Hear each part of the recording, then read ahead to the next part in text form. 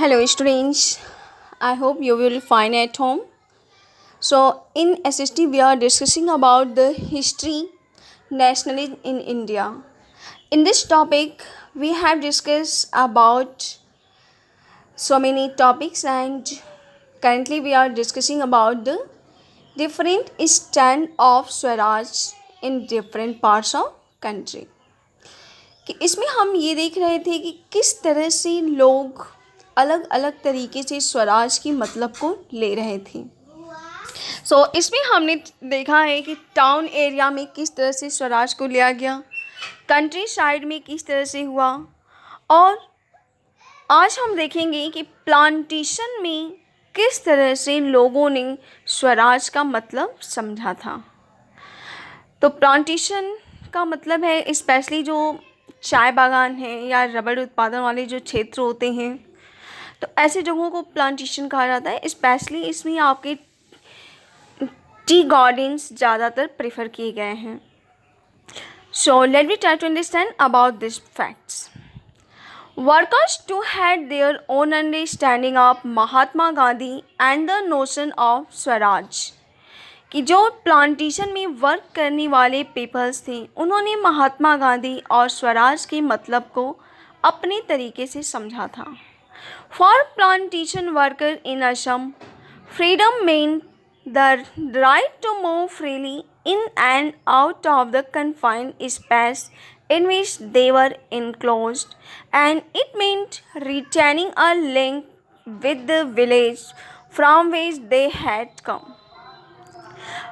असम में वर्क करने वाले जो पर्सन थे प्लांटेशन में, उनके लिए फ्रीडम का मतलब था कि अपने कन्फाइंड स्पेस यानी जो उन्हें स्पेस दी गई है, जिनमें उन्हें इनक्लोज्ड किया गया है, उन एरिया से बाहर आने और जाने की परमिशन दी जाए।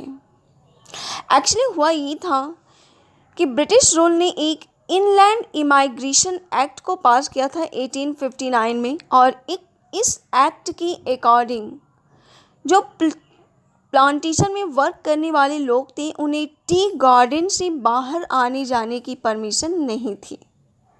अगर उनको कहीं बाहर आना जाना है तो निश्चित है कि उन्हें परमिशन लेने की ज़रूरत थी।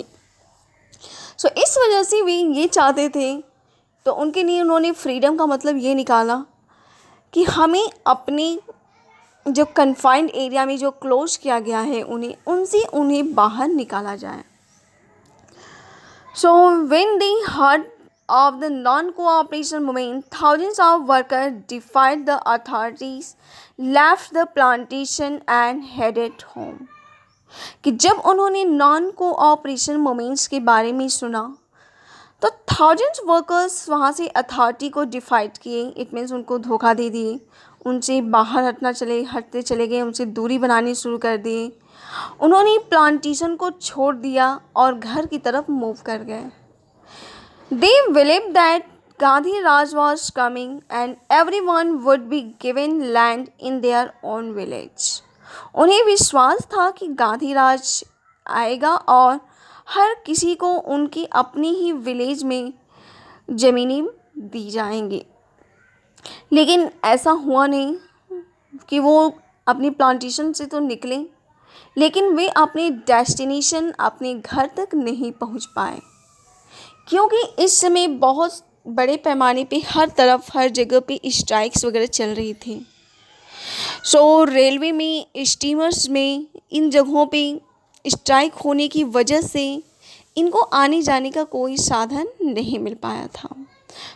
ये पुलिस के द्वारा पकड़े गए और बहुत ही बेकार तरीके से इनके साथ ट्रीट किया गया था उनके द्वारा। एक्चुअली वास्तव में ये जो स्वराज का जो कॉन्सेप्ट चल रहा था नॉन कोऑपरेशन के तौर पे, तो इसमें जो भी प्रोग्राम्स अपनाए जा रहे थे, जो कंट्री पीपल्स कर रहे थे टाउन एरिया में, विलेज में या फिर प्लांटेशन में जो वर्कर्स जो वर्क कर रहे थे, ये एक्चुअली कांग्रेस के द्वारा कोई डिफाइन किया गया कोई विजन नहीं था। ये कोई प्रोग्राम उन्होंने सेट नहीं किया था कि इस तरीके से इसको करना है।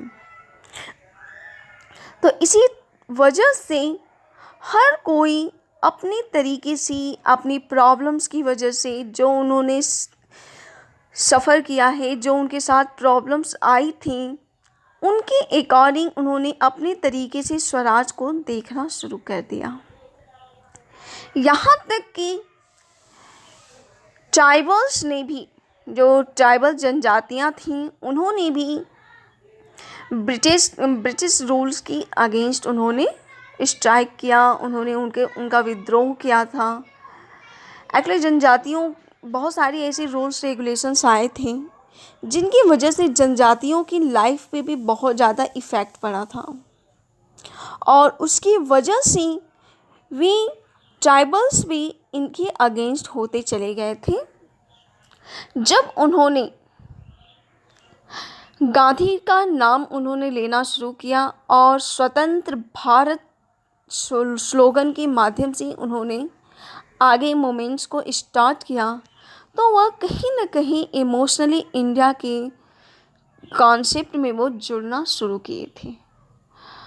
जब उन्होंने महात्मा गांधी के नाम के थ्रू उन्होंने महात्मा गांधी का नाम जब अपने मूवमेंट्स के साथ जोड़ा, तो उन्होंने उस मूवमेंट को एक नई आइडेंटिफिकेशन दी। जस्ट सपोज कि उनकी अब ट्राइबल्स हैं, तो ट्राइबल्स की अपनी एक पार्टिकुलर लोकेशन है, और उस लोकेशन में जो प्रॉब्लम्स हैं वह एक लिमिटेड होंगी। लेकिन जब उन्होंने महात्मा गांधी का नाम लिया, तो ऐसी कंडीशन में वो कहीं ना कहीं इमोशनली और लोगों के थ्रू भी जुड़ना शुरू कर दिए। तो यहाँ से थोड़ा बहुत लोगों के अंदर एक जुड़ाव सा देखने को मिलता है।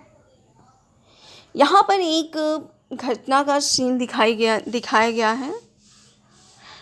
जब आपका नॉन कोऑपरेशन का बात हम लोग कह रहे थे, उसमें हमने बताया था कि 1922 में लोगों ने विद्रोह किया था और एक पुलिस कैंप पे, पुलिस स्टेशन पे उन्होंने अटैक करके उनको बहुत सारे पुलिसकर्मियों को मार डाला था। तो ये उसी घटना का एक सीन दिखाया गया है। तो ये घटना हुई थी चौरी चौरा में 1922 में, और ये चौरी चौरा आज की गोरखपुर के ही पास में ये एक क्षेत्र पाया जाता है। और इस घटना की वजह से महात्मा गांधी ने नॉन कोऑपरेशन मूवमेंट को वापस ले लिया था। यही रीज़न था कि उस समय उन्होंने नॉन कोऑपरेशन को, आपसे पूछा जाए कि नॉन कोऑपरेशन को महात्मा गांधी ने क्यों वापस ले लिया, तो वहाँ पे आप डिफाइन करेंगे कि due to the Chauri Chaura, कि आपकी जो ये चौरी चौरा इवेंट थी, इसी की वजह से उन्होंने, महात्मा गांधी ने अपने पूरे तरीके से ये जो नॉन कोऑपरेशन मूवमेंट उन्हें चलाया था उसे उन्होंने बंद कर दिया, वापस ले लिया था। So now next is the 2-hour civil disobedience. So we will discuss about it in next topic.